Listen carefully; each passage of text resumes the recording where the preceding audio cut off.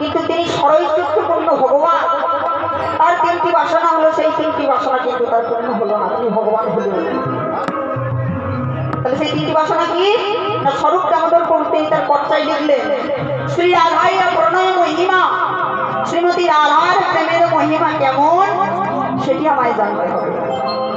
কৃতিশৈব নয়ন বা শব্দ, শ্রীমতী রাধারানী তার নয়ন কমল দিয়ে আমার এই রূপমাধুর্য দর্শন করে কি সুখ পায়, আর রাধারানী আমায় ভালোবেসে কোন জাতীয় সুখ আস্বাদন করে, এই ত্রিবিধ কৌতূহলের বশবর্তী হয়ে আজ কই ছন রাধা প্রেমা, কই ছন মাধুরী মা, কই ছন সুখে দিও হো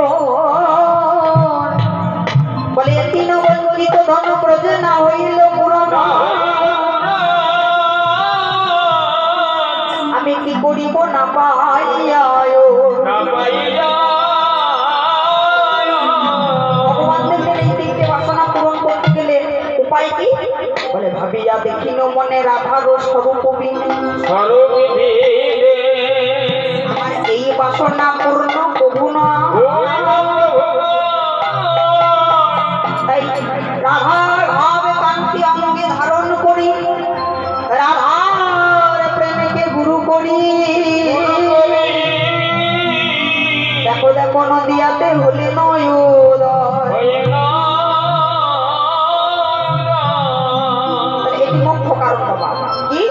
শ্রীমতী রাধারানী আমায় ভালোবেসে কি সুখ পায়, রাধারানী তার নয়ন কমল দিয়ে আমাকে দর্শন করে কি রূপমাধুর্য দর্শন করে কি সুখ পায়, আর আমাকে ভালোবেসে কোন জাতীয় সুখ রাধারানী আস্বাদন করে, এই ত্রিবিধ কৌতূহলের বশবর্তী হয়ে আজ সচিরূপ গর্ভ সিন্ধু মাঝে আজ নদিয়ার চাঁদ গৌর হয়ে উদয় হলে রাধা কৃষ্ণ মিলিত বিগ্রহ।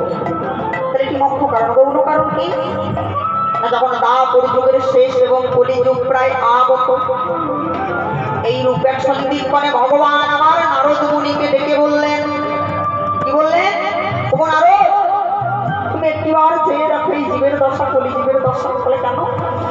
কলি ঘোর অন্ধকারে জীব বিচ্ছিন্ন হইয়া, বলে ব্যভিচারে করে ফেল মায়াতে ভুলিয়া,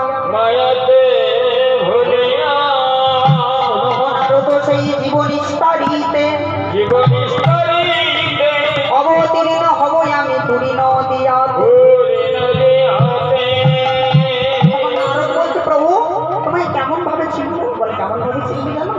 দেখো শুদ্ধ গৌর সুবিধি ভাই গঙ্গা তীর সমুদ ভব, তার ভবিষ্যামি চরণ। আর কেমন ভাবে? সেদিন সর্বসুলঙ্ঘনা দুটো কাঁচা কাঁচা সুবর্ণেন্দ্র বর্ণ, গঙ্গার তীরে নবদ্বীপে মই হইব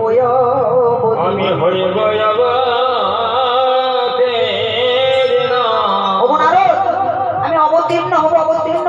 অন্যান্য যুগে আমি অস্ত্র ধারণ করেছি শত্রুদের বিনাশ করার লাগে, কিন্তু এবার অস্ত্র ধরবো না। তবে কেমন করে যাবে প্রভু? আমি দয়ালু হইব আর কীর্তন বিলা, এই রূপে নারদ আমি হইব প্রকাশ। গৌরাঙ্গ মহাপ্রভু তিনি, তাই রেখে গেল গৌণ কারণ। তাই কত কতটা কলম দিলে আমাদের গৌরে লোরে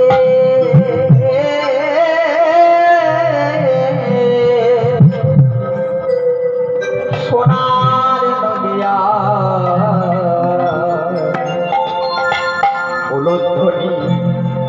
ওই মায়েরা উলুধ্বনি একটু হবে না? প্রেম সে একবার সবাই মিলে উলুধ্বনি নিতাই গৌর হরি বল।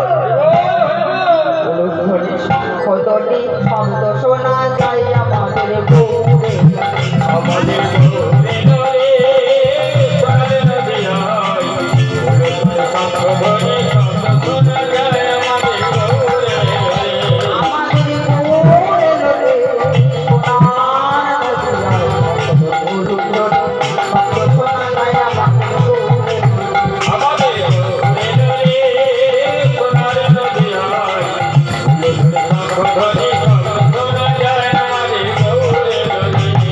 আমার গৌরী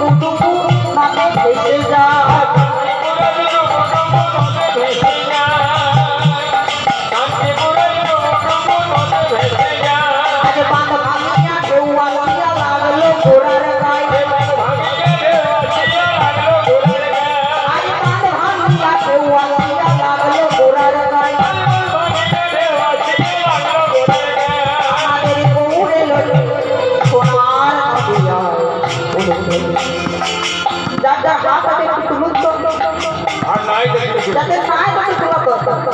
কেন বহু কীর্তনিয়াদের তুলেছেন তো হাত, এই অধমের কেন তুলবেন বলুন? একটু তুলুন তো, যার হাত আছে। আপনার হাত নেই, একটু তুলুন প্রেমসে। গৌরে লোরে সোনার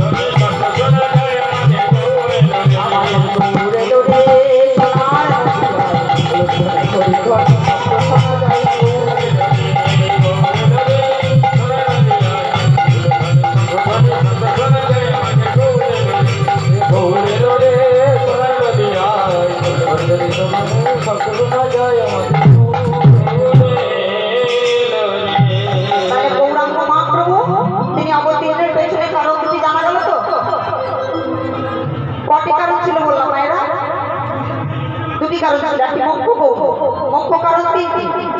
রাধারানী ভালোবেসে কি সুখ পায়, মাধুর্য দর্শন করে কি সুখ পায়, রাধারানী ভালোবেসে কোন জাতীয় সুখ আস্বাদন করে, তাহলে কি মুখ্য। আর গৌণ কারণ কি, তাই তো পদকর্তা কলম দিলেন, অন্তরঙ্গ ভক্ত লইয়া করে প্রভু আমার প্রেমাস্বাদন, আর বহিরঙ্গ ভক্ত লইয়া করে প্রভু আমার নাম আস্বাদন।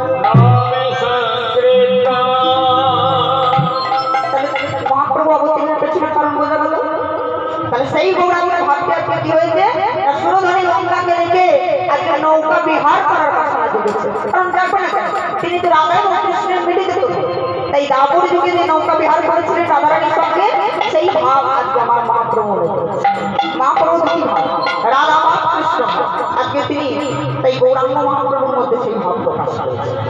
তাই গতকালটা কলম দিলেন, প্রিয় গদাধরের সঙ্গে পুরবর অবসর হলে আজ নৌকায় বসিয়া করে আজ কি হয়েছে বাবা, এই যে প্রিয় সখা গদাধর, ইনি কিন্তু রাধারানীর একটি অংশ। তাই সেই গদাধরকে আজকে সঙ্গে মহাপ্রভু একটি যুক্তি করলেন। কি যুক্তি করলেন, যে গদাধর আজকে আমরা একটি নৌকায় করে আমরা ওই সুরধনী গঙ্গার মধ্যে সকল ভক্তবৃন্দ তুলে আনন্দে বিহার করব। আর উনি কি হলো না, আজকে মহাপ্রভু আমার নবদ্বীপের ঘাটে প্রচার করে দিলেন যে আমার ঘাটে বা আমার এই নৌকায় যতজন ভক্ত চাপবে তাদের একটি করিয়েও লাগবে। আর উনি কি হলো করি যেহেতু লাগবে না, বিনা পয়সায় যদি কেউ কোথাও ঘুরতে নিয়ে যায়, দেখবেন যারা ঘুরতে ভালোবাসে তারাও চাপবে সে গাড়িতে, যারা ভালোবাসে না তারাও চেপে বসে পারে, একটু বিনামূল্যে ঘুরে আসবে। ঠিক তেমনি মহাপ্রভুর সময় ঘাটের কত দাম ছিল বুঝতে পারছেন, তখন জলপথেই যাতায়াত হতো।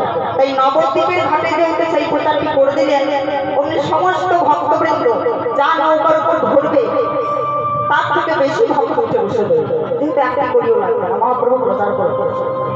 আর মহাপ্রভু যেই না দেখছেন, দেখি আমার নৌকায় যে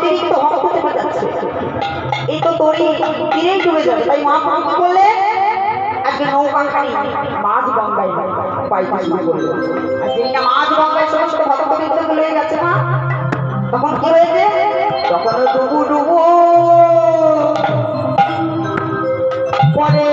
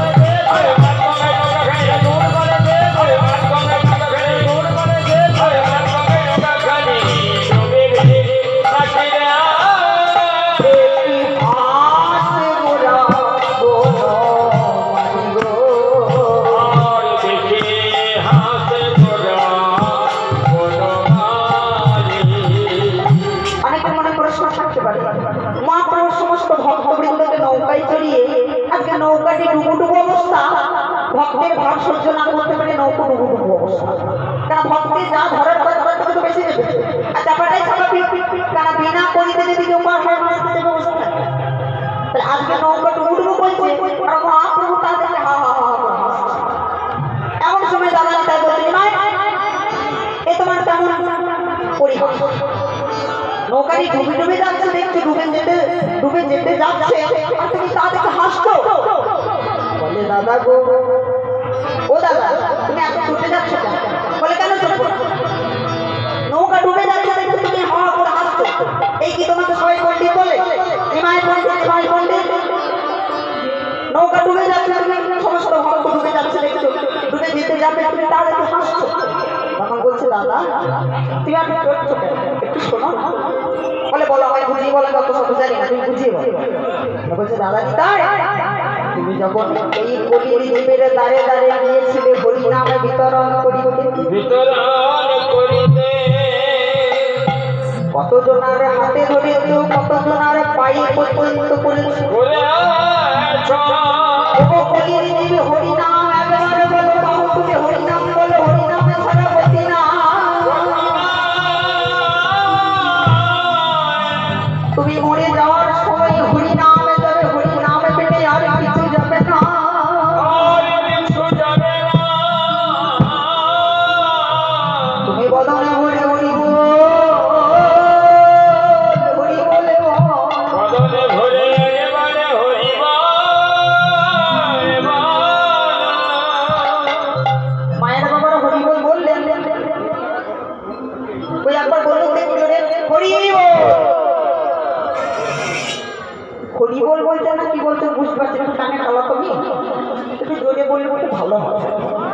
হরি তাহলে হরি বল হরি নাম ছাড়া কিন্তু আর গতি নাই বাবা। তাহলে আজকে দাদা নিতাই বলছে, দাদা তুমি এই কলির জীবের দাঁড়ে দাঁড়িয়ে গিয়েছিলে হরি নাম বিতরণ করতে, একবার হরি বল হাতে ধরেছে, তারপর সে যদি হরি বল না বলেছে তার চরণে পর্যন্ত তুমি সরবি দাদা।